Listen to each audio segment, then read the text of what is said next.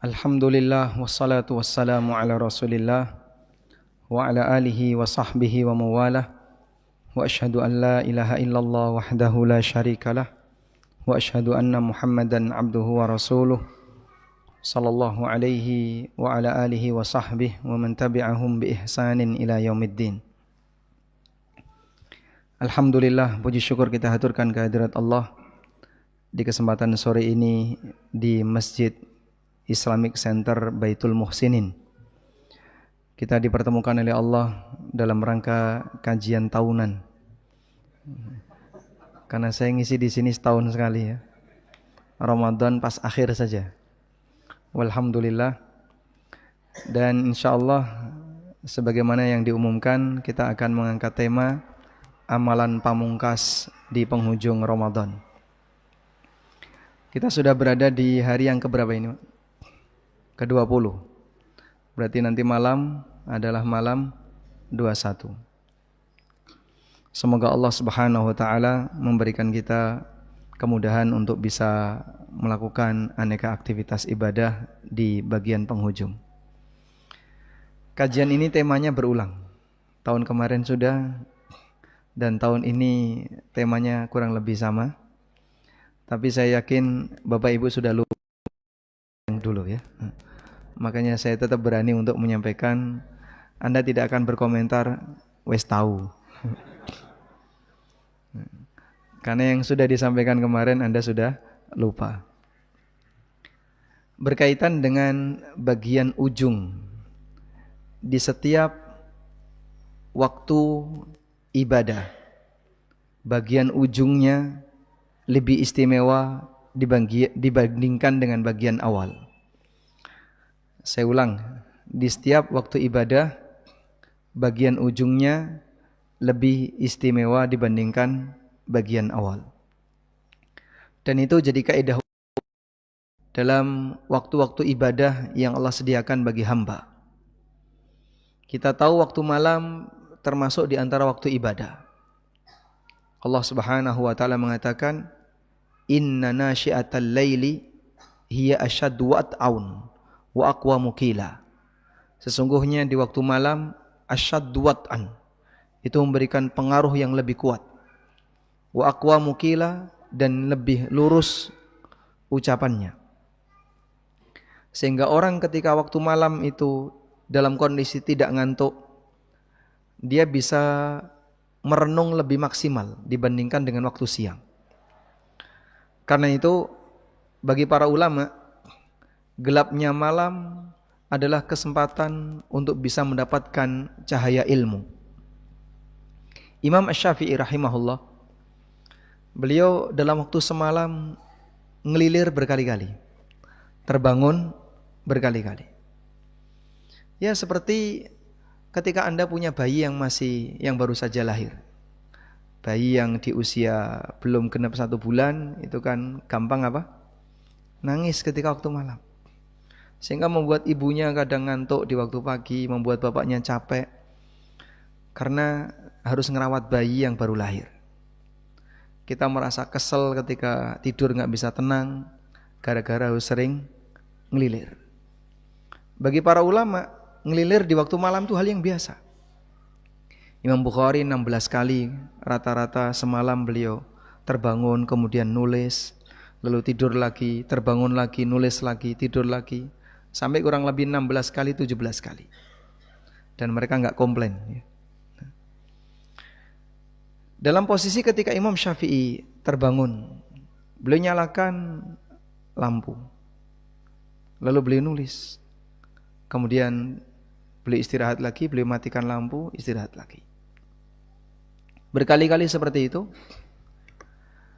sampai pembantunya yang menyediakan beliau lampu itu harus berkali-kali menyiapkan perbekalan atau berkali-kali menyiapkan lampu untuk Imam Syafi'i. Lalu ada orang yang tanya, kenapa tidak dinyalakan terus daripada berkali-kali nyala mati. Kata beliau rahimahullahu ta'ala, inna zulmatal laili ajlalil qalbi. Sesungguhnya gelapnya malam itu lebih terang bagi batin. Di tengah gelapnya malam, ulama itu merenung. Di tengah gelapnya malam, mereka bisa mendapatkan kesimpulan ilmu yang lebih tajam dibandingkan suasana terang. Itulah kelebihan waktu malam bagi para ulama. Oleh karena itu, di waktu malam Allah Subhanahu wa taala jadikan sebagai waktu untuk ibadah. Dan bagian akhir malam lebih istimewa dibandingkan bagian awal. Karena di bagian akhir ada apa, Pak? Di bagian akhir malam ada apa? Nuzulur Rahman. Allah Subhanahu wa taala mendekat kepada para hambanya di sepertiga malam yang terakhir. Sebagaimana disebutkan dalam hadis riwayat Muslim. Demikian pula di hari Jumat. Hari Jumat adalah waktu untuk ibadah. Dan bagian akhir dari hari Jumat lebih afdal dibandingkan lebih istimewa dibandingkan bagian awal. Sehingga bagian akhir dari hari Jumat adalah waktu yang mustajab, di mana kita dianjurkan untuk memperbanyak berdoa setelah asar di hari Jumat. Hal yang sama juga terjadi ketika 10 hari pertama bulan Dzulhijjah, yang dikatakan oleh Nabi SAW dalam hadis riwayat Bukhari, "Ma min ayyamin al-amalu salih wa ahabbu ilallah min hadhil ayyam." Tidak ada hari di mana amal saleh itu lebih dicintai oleh Allah dibandingkan amal yang dilakukan di 10 terakhir bulan, di 10 pertama bulan Dzulhijjah.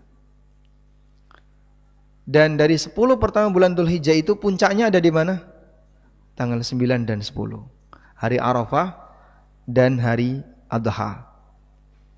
Hal yang sama juga di Ramadan. Dalam rentang 1 bulan, yang paling afdal adalah bagian akhir.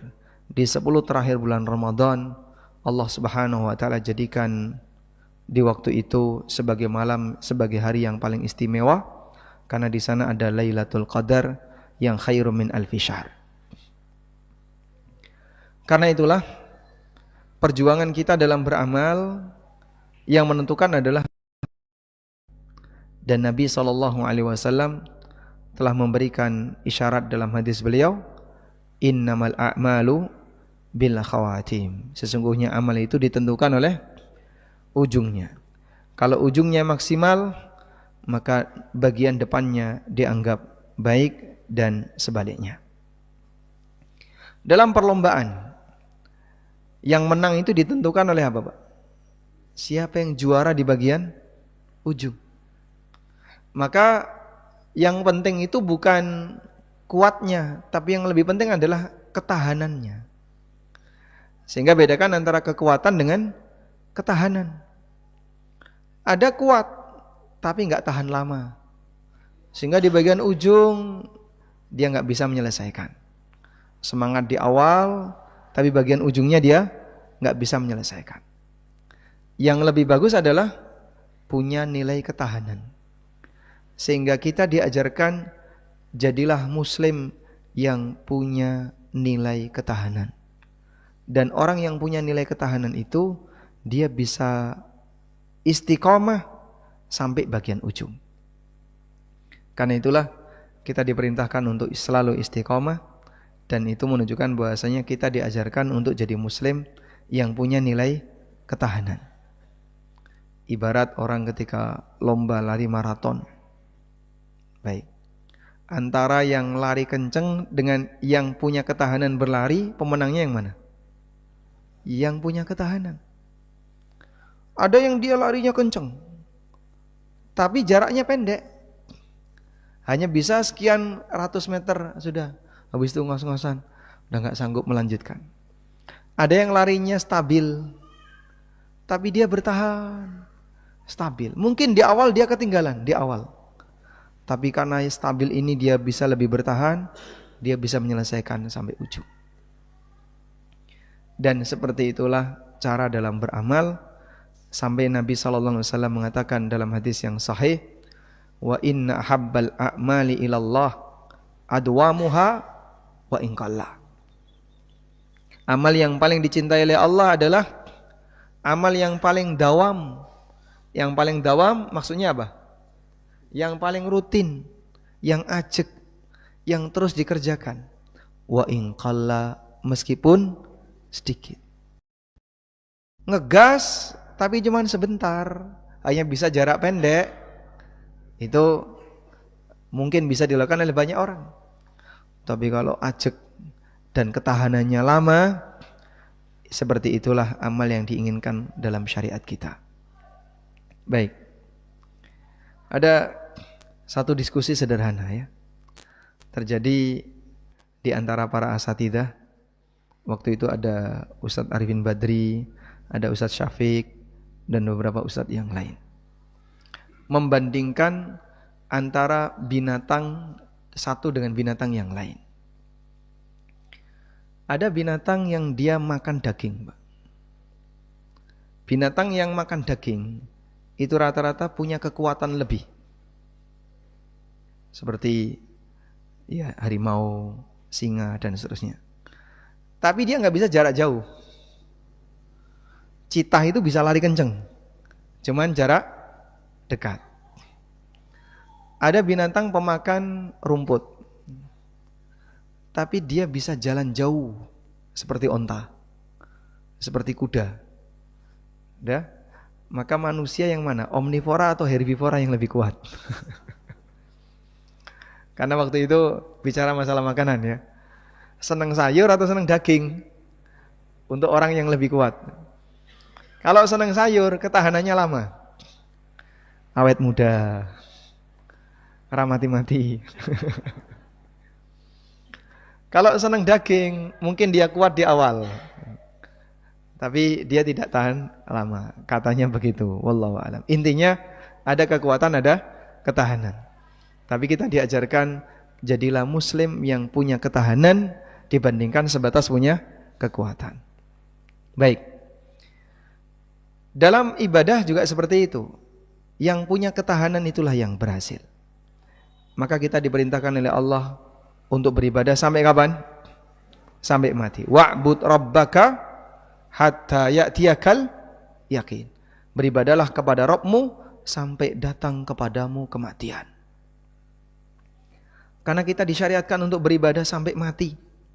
Sehingga butuh ketahanan. Bertahan untuk sampai mati. Beribadah kepada Allah jadi orang taat. Bukan sebatas rok-rok asem. Semangat di depan, gerutu-gerutu, habis itu hilang. Bukan seperti itu. Makanya siapa yang paling bertahan, itulah yang pemenang. Baik, selanjutnya, amalan pamungkas apa yang bisa kita lakukan agar kita punya ketahanan? Yang pertama jamaah, dan ini kunci keberhasilan seorang hamba ketika beribadah murni karena Allah. Kita memahami itu sebagaimana berulang-ulang sering kita diingatkan. Iyyaka na'budu wa iyyaka nasta'in. Iyyaka na'budu wa iyyaka nasta'in. Hanya kepadamu ya Allah kami beribadah, dan hanya kepadamu kami menyembah. Yang di sini menggabungkan dua tauhid. Tauhid uluhiyah dan tauhid rububiyah. Tauhid uluhiyah adalah pengakuan kita bahwa kita ini hanya boleh beribadah kepada Allah. Tauhid rububiyah adalah pengakuan kita bahwa kita ini diatur oleh Allah dan kita tidak akan bisa melakukan apapun kalau tidak ditolong oleh Allah. Maka tauhid rububiyah mengajarkan kepada kita untuk tawakal. Kamu hanyalah seorang hamba. Kamu hanyalah seorang hamba. Musak masik ning alam dunya semuanya ditentukan oleh Sang Kuasa. Kau tidak akan bisa melakukan kalau tidak diberi pertolongan oleh Allah.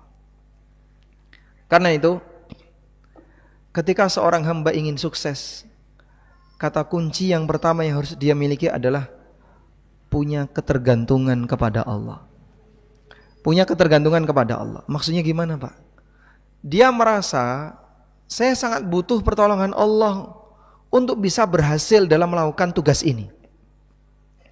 Sehingga dia tidak menganggap dirinya hebat, dia tidak menganggap dirinya mampu, dia tidak menganggap dirinya bisa menyelesaikan sendiri.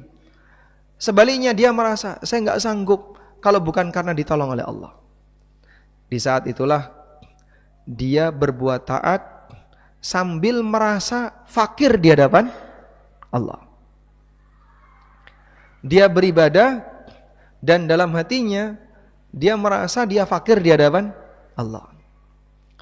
Dan orang kalau merasa fakir di hadapan Allah, Allah akan memberikan pertolongan kepadanya. Allah akan ngasih kemudahan kepadanya. Dan orang seperti ini tidak akan ada perasaan ujub dalam dirinya. Dia enggak menganggap dirinya hebat, dia enggak menganggap dirinya kuat. Wis biasanya aku sanggup. Tahun-tahun dhisik wis iso iktikaf. Ra muleh-muleh 10 dino. Tahun-tahun dhisik wis iso nglakoni ibadah kayak ini. Selanjutnya akan ringan bagi saya.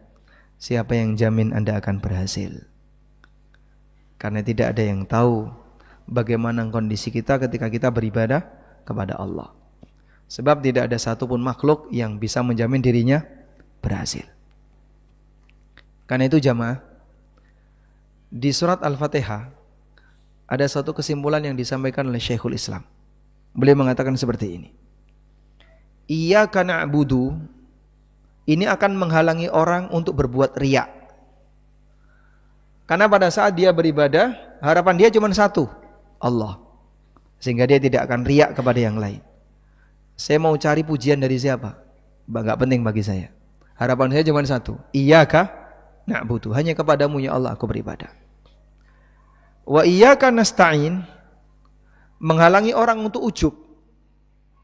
Sehingga dia tidak merasa dia bisa melakukan ibadah itu karena kehebatannya. Dia tidak merasa dia bisa menyelesaikan itu karena dia adalah orang yang punya kemampuan. Tapi dia yakin ini semuanya karena pertolongan Allah. Ihdinas siratal mustaqim, menghalangi orang dari penyakit syubhat dan syahwat. Karena dia diberi petunjuk oleh Allah ke jalan yang lurus. Yang ini menghalangi dia dari penyimpangan syubhat dan syahwat. Maka Allah Subhanahu wa taala sebutkan 3 hal ini dalam surat Al-Fatihah agar orang menyadari perjalanan hamba menuju Allah, di situ ada penyakit riya, ada penyakit ujub, dan ada penghalang syubhat dan syahwat. Penyakit riya terhalangi dengan pengakuan dia, tujuan kamu ibadah hanya Allah, maka dia enggak riya. Penyakit ujub diobati dengan cara dia merasa saya mampu seperti ini karena murni pertolongan Allah. Dan ihdinas siratal mustaqim akan menjadi obat bagi penyakit hati yang sifatnya ada 2 macam, syahwat dan syubhat. Baik. Selanjutnya, bagian inilah kunci seorang hamba disebut oleh Allah sebagai al-mukhbitun. Al-mukhbitun. Siapakah al-mukhbitun? Allah berfirman dalam Al-Quran, wa basyiril mukhbitin, berikanlah kabar gembira bagi al-mukhbitun. Berikanlah kabar gembira bagi al-mukhbitun, alladzina idza dzukirallahu wajilat qulubuhum, yaitu orang-orang yang apabila nama Allah disebutkan hatinya tersentuh. Yang dimaksud dengan al-mukhbitun adalah orang yang tawadhu ketika ibadah. Tawadhu ketika ibadah artinya dia merasa dirinya enggak mampu dalam menyelesaikan. Dia tidak mampu untuk menyelesaikan kalau bukan karena pertolongan dari Allah. Itulah al-mukhbitun. Dan orang yang mukhbit ketika ibadah, dia akan selalu bergantung kepada siapa? Pertolongan dari Allah. Baik. Saya menyampaikan teori seperti ini dan mencoba untuk mempraktekkan, ternyata sering gagal. Maka mungkin secara pemahaman Bapak Ibu sudah berkali-kali ini diulang. Tentang konsep iyyaka na'budu wa iyyaka nasta'in. Tapi kenapa kita sering gagal? Karena kita sering merasa punya kemampuan. Dan orang yang bersandar kepada kemampuan pribadinya itu awal dari kegagalan. Karena dia tidak mengakui kelemahan dirinya. Tapi kalau orang itu bersandar kepada, tawakal kepada Allah, awal dari keberhasilan. Wa may yatawakkal 'ala Allah fa huwa hasbuh. Barang siapa yang bertawakal kepada Allah, maka Allah yang akan mencukupinya. Dan tawakal puncak adalah tawakal dalam melakukan ibadah. Sebagaimana kita juga diajarkan untuk tawakal dalam mencari dunia. Nah, selanjutnya yang kedua, kita perbanyak mohon ampun kepada Allah. Bagian akhir sudah seharusnya kita jadikan sebagai kesempatan untuk melebur dosa. Kenapa demikian? Karena dalam kegiatan ibadah kita diajarkan untuk mengakhiri segala bentuk ketaatan dengan istighfar. Selesai sholat, apa bacaan yang kita ucapkan? Astaghfirullah, astaghfirullah, astaghfirullah. Sebagaimana yang dipraktekkan Nabi SAW. Thauban radhiyallahu anhu pernah mengatakan, kana an-nabiyyu sallallahu alaihi wasallam idzan sarafa min salatihi istaghfara thalathan. Nabi SAW kalau selesai salat beliau istighfar 3 kali. Astaghfirullah, astaghfirullah, astaghfirullah. Demikian pula ketika selesai haji.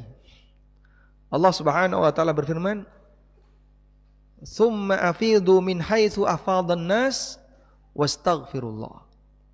Kemudian bertolaklah kalian sebagaimana masyarakat bertolak. Meninggalkan Arafah, selesai wukuf, wastaghfirullah, dan perbanyaklah mohon ampun kepada Allah. Sehingga dalam kegiatan haji, mereka yang sudah selesai wukuf disyariatkan untuk memperbanyak istighfar, mohon ampun kepada Allah. Demikian pula dalam kegiatan yang lain, mengakhiri kegiatan itu kita dianjurkan untuk istighfar. Kafaratul majlis isinya apa? Istighfar. Begitu selesai majelis yang itu isinya kebaikan, tawasau bil haq, tapi kita diajarkan untuk membaca subhanakallahumma wa bihamdika asyhadu an la ilaha illa anta astaghfiruka wa atubu ilaik. Kita beristighfar dan bertobat kepada Allah.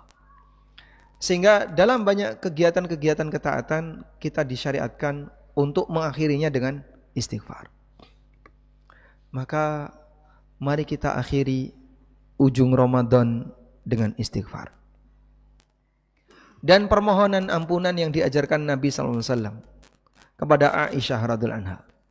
Membaca kalimat Allahumma innaka afuwun tuhibbul afwa fa'fu anni. Allahumma innaka afuwun tuhibbul afwa fa'fu anni. Ya Allah, Engkau adalah zat yang maha pemaaf. Tuhibbul afwa, dan Engkau suka memaafkan. Fa'fu anni, maka maafkanlah aku. Istighfar dan banyak mohon maaf kepada Allah, banyak mohon ampun kepada Allah. Kenapa bagian ini yang lebih banyak disyariatkan? Karena kita menutup kegiatan ibadah itu dengan mohon ampun. Dan itu bagian dari bukti bahwa hamba mengakui kekurangan pada dirinya.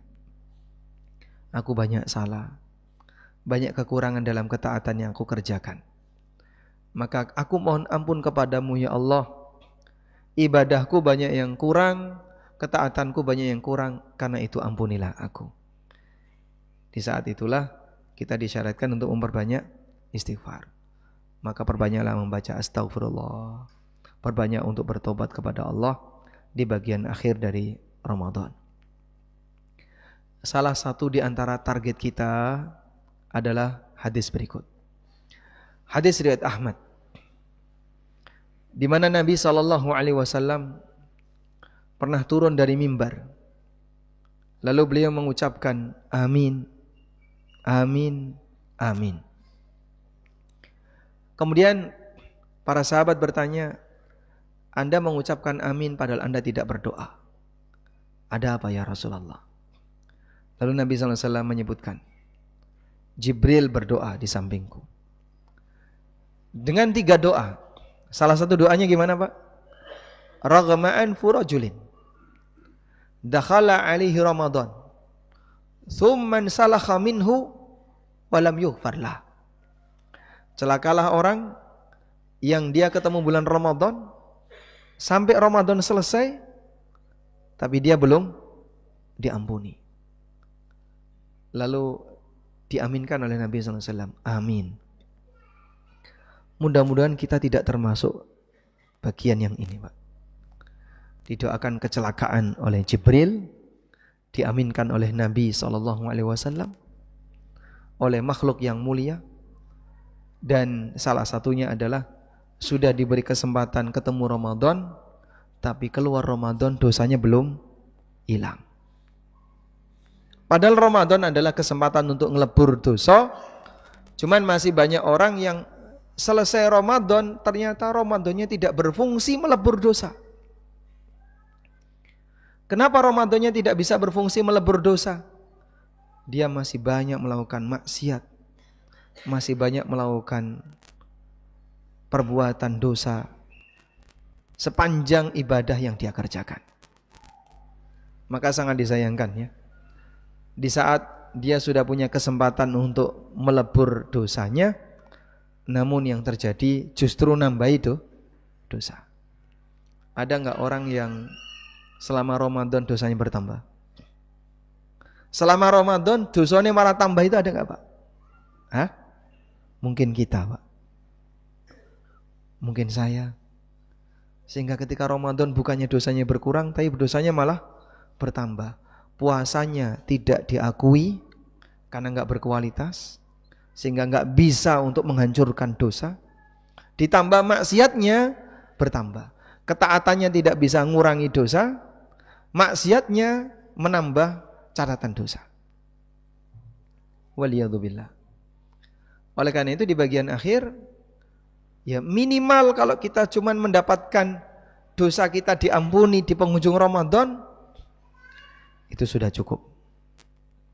Andaikan tidak ada yang bisa kita dapatkan dari capek kita melakukan ibadah sepanjang 1 bulan Ramadan selain dosa kita diampuni, itu sudah cukup. Andaikan cuma dapat itu Pak, wis awakmu rentuk ganjaran. Tapi dosamu selama setahun, dari mulai Syawal sampai Sya'ban tahun ini, dosamu diampuni. Hanya dapat itu tapi enggak itu ganjaran. Gelem sampean? Hah? Enggak mau? Mau. Karena diampuni dosa itu bagi hamba. Itu pun kalau dosanya diampuni. Baik. Dan ketika seorang hamba itu dosanya diampuni, akan terasa lebih ringan beban yang ada pada dirinya. Coba kita baca ayat berikut ini. Allah Ta'ala berfirman, Alam nashrah laka sadrak wa wada'na anka wizrak alladhi anqadha dhahrak. Alam nashrah laka sadrak. Bukankah aku telah melapangkan dadamu? Wa wada'na anka wizrak, dan aku telah melepaskan dosamu. Kata Allah, dosa itu bagi Nabi SAW, alladzi anqadha dhahrak, yang dosa itu akan menjadi beban bagi punggungmu. Allah mengatakan tentang Nabi SAW. Ka di sini kan Rasulullah SAW. Alam nashrah laka sadraka. Ka di sini siapa? Kamu di sini siapa? Rasulullah SAW. Bukankah aku telah melapangkan dadamu, melepaskan dosamu, yang itu menjadi beban bagi punggungmu? Apabila itu terjadi pada Rasulullah SAW, dosa yang beliau lakukan itu sedikit. Itu pun kecil. Tapi kata Allah, alladzi anqadha dhahrak, itu jadi beban bagi punggungmu. Bagaimana dengan dosa yang besar-besar dan sering kita lakukan, maka itu akan menjadi beban bagi punggung. Dan karena kita kebebanan, maka kita jadinya sulit untuk melakukan perjalanan menuju Allah. Nah, manusia ketika banyak dosa, dia akan terasa berat untuk berbuat taat. Wala Buddha, dan itu pasti. Sehingga kenapa kita berat untuk qiyamul lail, berat untuk baca Quran, berat untuk berbuat taat. Lebih senang scroll-scroll HP yang tidak manfaat karena banyak maksiat. Sehingga kita perbanyak istighfar. Mudah-mudahan dengan banyak istighfar tadi di penghujung dari Ramadan kita diberi keringanan untuk semakin memperbanyak ketaatan. Baik. Selanjutnya, yang ketiga. Selesai kita berdoa, kemudian banyak mohon ampun kepada Allah Subhanahu wa taala. Amalan yang ketiga, Anda cari sebab untuk membuat Anda ringan berbuat taat. Bapak Ibu, kita sudah tahu ya, amalan apa di akhir Ramadan? Qiyamul Lail. Nabi sallallahu alaihi wasallam kalau sudah memasuki bulan 10 terakhir Ramadan, beliau bangunkan keluarganya. Beliau jadikan di 10 terakhir Ramadan enggak tidur. Ahya lailahu wa aiqadha ahla. Beliau jadikan malam itu malam yang terbangun, enggak tidur. Wa aiqadha ahla, dan beliau bangunkan istrinya. Situasi seperti ini mungkin bagi kita agak berat. Saya enggak sanggup Pak kalau semalam suntuk enggak tidur. Baik, silakan Anda tidur. Tapi mungkin waktu tidur Bapak dikurangi. Yang biasanya semalam dari jam 10 sampai jam 3 bangun, kita mungkin kurangi. Saya sekarang tidur jam 11, bangun jam 2. 12, 1, 2, tinggal 3 jam. Ngantuk dong Pak nanti ya? Ya itu konsekuensinya. Anda pasti akan mengalami perubahan suasana karena jam biologisnya geser. Tapi kita mau ngegas di bagian akhir. Nah terus gimana Pak? Cari sebab yang bisa itu. Apa yang bisa membuat kita lebih ringan untuk bangun? Turun masjid Mas, silahkan tidur masjid. Udah. Sehingga badan gak nempel kasur selama 10 hari terakhir. Sanggup insya Allah? Hah? Berat kayaknya. Insya Allahnya kok berat. Gak nempel kasur selama 10 hari terakhir itu berat gak? Nempel karpet. Boleh tidur di karpet? Di sini boleh? Oh di atas? Di atas apa? Alasnya? Kasur juga? Berpindah dari kasur rumah ke kasur masjid. Baik. Intinya Anda kumpul sama komunitas yang mungkin orang-orangnya bisa membuat Anda lebih semangat untuk qiyamul lail. Yang iktikaf di masjid, sehingga dia tidak pulang selama 10 hari terakhir. Atau pulangnya cuma siang saja, malamnya di masjid. Lakukan kalau memang bisa dilakukan. Karena hanya dengan cara seperti ini kita bisa jaga diri kita biar tidak banyak tidur. Karena kalau di rumah waker bunyi, matiin, lanjut. Apalagi kalau kemudian sudah kumpul sama keluarga, anak, istri, ya sudah, akan terasa lebih berat. Tayyib. Anda silahkan beristirahat, tapi mungkin tanamkan tekad. Dengan tekad mudah-mudahan bisa lebih menggugah kesadaran. Jadi tekad itu sudah masang niat ya. Pokoknya malam ini jam 2 saya harus bangun. Saya tidur jam 11. Jadi ngantuk-ngantuk ditahan. Mau Quran ngantuk ya Pak? Ya karo melaku. Baca Qurannya sambil berdiri. Kayak siswa kalau ngantuk kon berdiri sama gurunya. Anda baca Quran sambil berdiri, masih ngantuk sambil jalan. Sehingga dibuat seperti kita maksa diri kita melakukan sesuatu yang tidak biasanya dilakukan. Hanya 10 hari. Hanya 10 hari. Setelah itu silahkan istirahat. Wallahu a'lam. Mungkin itu yang bisa kita sampaikan. Mudah-mudahan apa yang kita tekadkan mulai dari sore ini mendapatkan pertolongan dari Allah, dan Allah mudahkan kita untuk bisa menyelesaikan kegiatan ibadah dengan semaksimal mungkin di 10 hari terakhir Ramadan. Allahumma a'inna ala dzikrika wa syukrika wa husni ibadatik. Allahumma a'inna ala dzikrika wa syukrika wa husni ibadatik. Ya musarrifal qulub, sarrif qulubana ala ta'atik. Ya muqallibal qulub, tsabbit qulubana ala dinik. Allahumma ighfir lana dzunubana wa israfana fi amrina wa tsabbit aqdamana wansurna 'alal qaumil kafirin. Rabbana atina fid dunya hasanah wa fil akhirati hasanah wa qina adzabannar. Wa sallallahu ala nabiyyina Muhammadin wa ala alihi wa sahbihi wa sallam. Wa akhiru da'wana anil hamdulillahi rabbil alamin. Wassalamu alaikum